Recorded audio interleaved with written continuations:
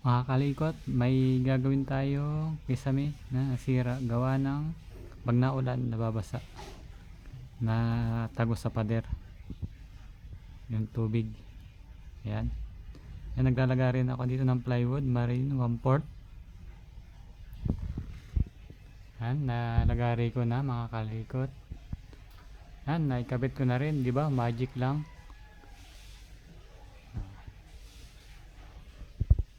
Tapos mamasalihan natin siya gamit ang wool putty. Yan, namasalihan ko na din, di ba? Magic.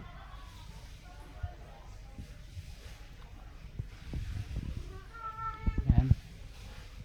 Tapos natin siya ng primer ng Davis wood primer.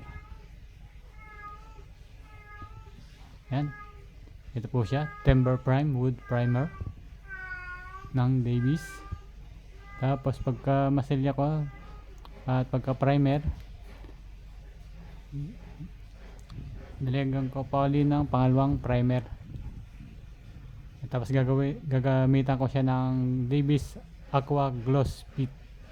Yan po yung ating pang final. Sinabi ko sa may-ari na hindi magkatulad yung pintura. Ang sabi naman niya okay lang basta't mapinturahan at matakpan yung kanyang kisame. Yan. Pipinis na po natin siya mga kakalikot.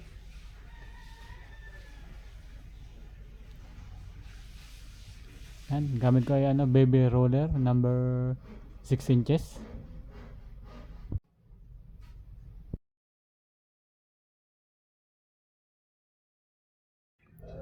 Yan, pinturahan ko na po. Ito na po yung ating finish. At nagustuhan naman ng mga may-ari. Salamat sa panonood.